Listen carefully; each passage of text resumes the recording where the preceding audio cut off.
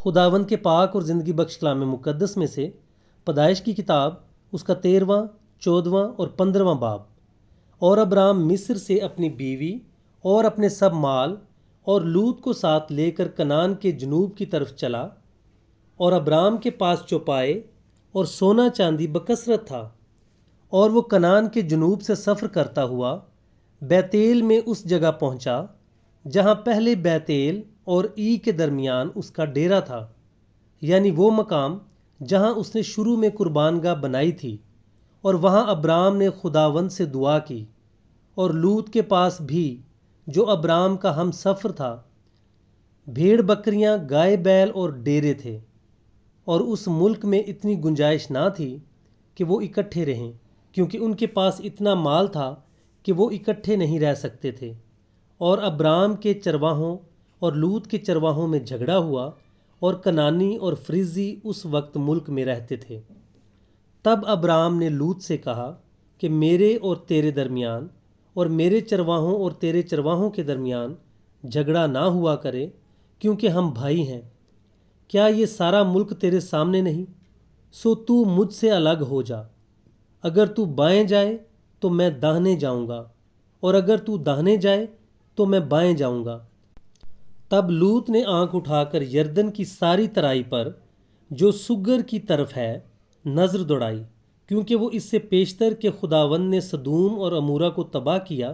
خداوند کے باغ اور مصر کے ملک کی مانند خوب سیراب تھی۔ سو لوط نے یردن کی ساری ترائی کو اپنے لیے چن لیا، اور وہ مشرق کی طرف چلا، اور وہ ایک دوسرے سے جدا ہو گئے۔ ابرام تو ملک کنعان میں رہا، اور لوط نے ترائی کے شہروں میں سکونت اختیار کی، اور سدوم کی طرف اپنا ڈیرا لگایا۔ اور سدوم کے لوگ خداوند کی نظر میں نہایت بدکار اور گناہ گار تھے۔ اور لوط کے جدا ہو جانے کے بعد خداوند نے ابرام سے کہا کہ اپنی آنکھ اٹھا، اور جس جگہ تو ہے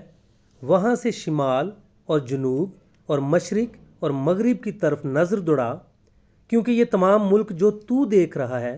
میں تجھ کو اور تیری نسل کو ہمیشہ کے لیے دوں گا، اور میں تیری نسل کو خاک کے ذروں کی مانند بناؤں گا، ایسا کہ اگر کوئی شخص خاک کے ذروں کو گن سکے تو تیری نسل بھی گن لی جائے گی۔ اٹھ اور اس ملک کے طول و عرض میں سیر کر، کیونکہ میں اسے تجھ کو دوں گا۔ اور ابرام نے اپنا ڈیرا اٹھایا اور ممرے کے بلوتوں میں جو حبرون میں ہیں جا کر رہنے لگا، اور وہاں خداوند کے لیے ایک قربان گاہ بنائی۔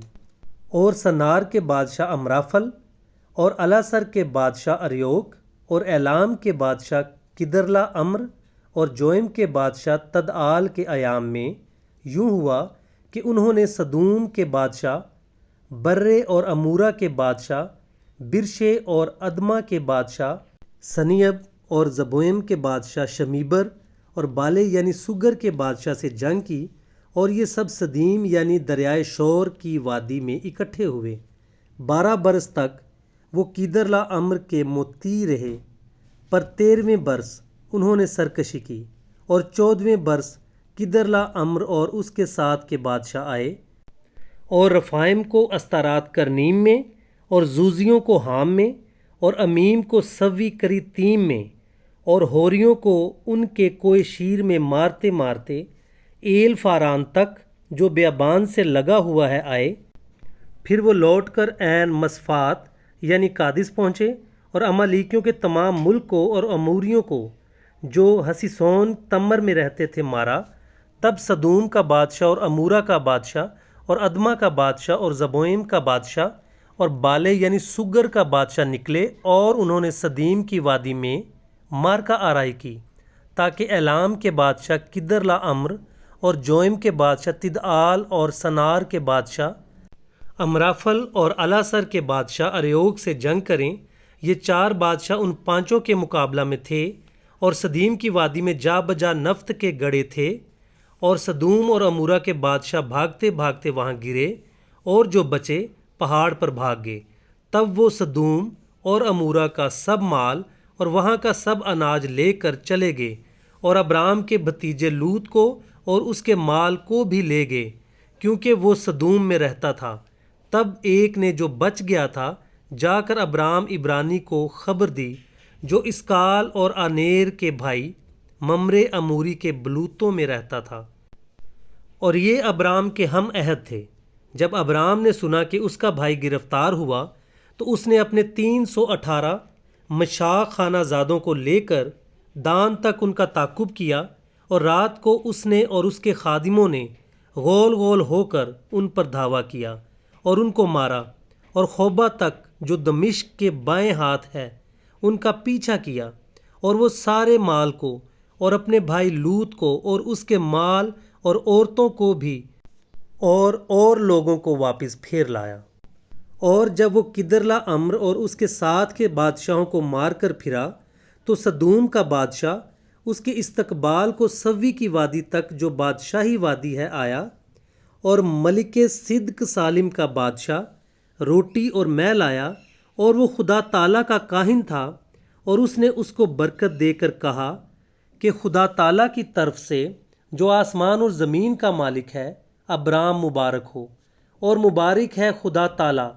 جس نے تیرے دشمنوں کو تیرے ہاتھ میں کر دیا۔ تب ابرام نے سب کا 10واں حصہ اس کو دیا۔ اور سدوم کے بادشاہ نے ابرام سے کہا کہ آدمیوں کو مجھے دے دے اور مال اپنے لیے رکھ لے، پر ابرام نے سدوم کے بادشاہ سے کہا کہ میں نے خداوند خدا تعالیٰ آسمان اور زمین کے مالک کی قسم کھائی ہے کہ میں نہ تو کوئی دھاگا، نہ جوتی کا تسمہ، نہ تیری اور کوئی چیز لوں، تاکہ تو یہ نہ کہہ سکے کہ میں نے ابرام کو دولت مند بنا دیا، سوا اس کے جو جوانوں نے کھا لیا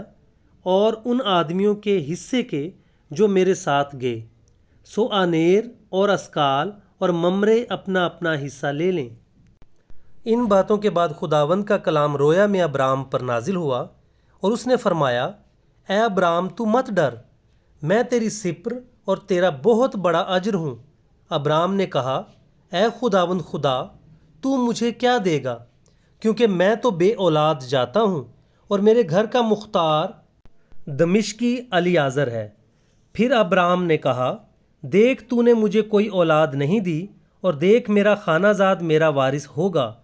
تب خداوند کا کلام اس پر نازل ہوا، اور اس نے فرمایا، یہ تیرا وارث نہ ہوگا، بلکہ وہ جو تیرے صلب سے پیدا ہوگا وہی تیرا وارث ہوگا۔ اور وہ اس کو باہر لے گیا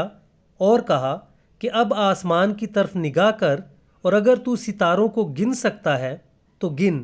اور اس سے کہا کہ تیری اولاد ایسی ہی ہوگی۔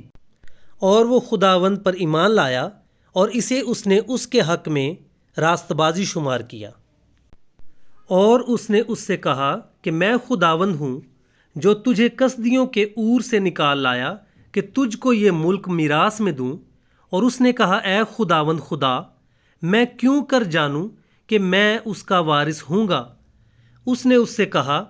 کہ میرے لیے 3 برس کی ایک بچیا، اور 3 برس کی ایک بکری، اور 3 برس کا ایک مینڈا، اور ایک کمری، اور ایک کبوتر کا بچہ لے۔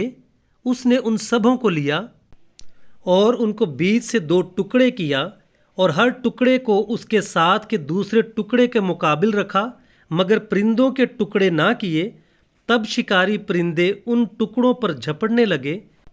پر ابرام ان کو ہنکاتا رہا۔ سورج ڈوبتے وقت ابرام پر گہری نیند غالب ہوئی، اور دیکھو ایک بڑی ہولناک تاریکی اس پر چھا گئی،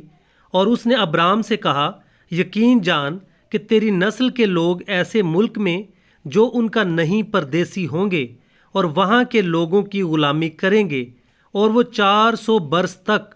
ان کو دکھ دیں گے، لیکن میں اس قوم کی عدالت کروں گا جس کی وہ غلامی کریں گے، اور بعد میں وہ بڑی دولت لے کر وہاں سے نکل آئیں گے، اور تو صحیح سلامت اپنے باپ دادا سے جا ملے گا، اور نہایت پیری میں دفن ہوگا،